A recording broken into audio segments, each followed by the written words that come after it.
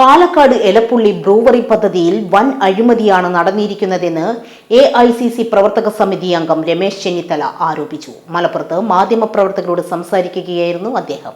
നേരത്തെ ഞങ്ങൾ ഉന്നയിച്ച ഒരു ആരോപണമാണ്, അത് തെലങ്കാന മുഖ്യമന്ത്രിയുമായി ബന്ധമുണ്ട് എന്നുള്ള കാര്യം. അവർ കേസ് ഫയൽ ചെയ്യട്ടെ, പക്ഷേ ഇതിനകത്ത് വലിയ തോതിലുള്ള അഴിമതിയുണ്ട്. ഡൽഹി അഴിമതി കേസുമായി ബന്ധപ്പെട്ട ആ അഴിമതി കേസിൽ ഈ കമ്പനി ഉൾപ്പെട്ടിട്ടുള്ളതാണ്. അപ്പോൾ ഇതൊരു വലിയ നെറ്റ്വർക്കാണ്.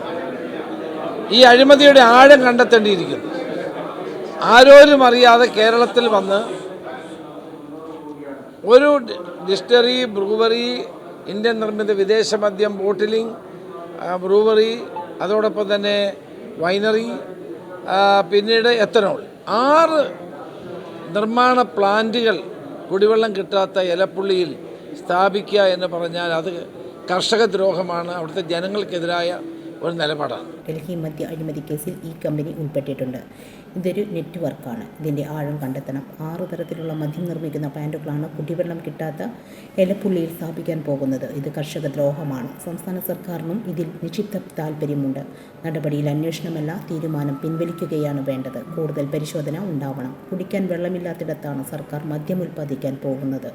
ഇതിനെതിരായ ശക്തമായ നിലപാടുമായി മുന്നോട്ടു പോകും. ഗവൺമെൻറ്റിൻ്റെ കൈകൾ ശുദ്ധമല്ലെന്നാണ് ബോധ്യമാവുന്നത്. ജനങ്ങളുടെ കുടിവെള്ളത്തേക്കാൾ സർക്കാരിന് വലുത് മദ്യനിർമ്മാണ കമ്പനിയാണ്. ന്യൂനപക്ഷ സ്കോളർഷിപ്പ് തുക വെട്ടിക്കുറച്ച സർക്കാർ നടപടി പ്രതിഷേധാർഹമാണെന്നും രമേശ് ചെന്നിത്തല പറഞ്ഞു.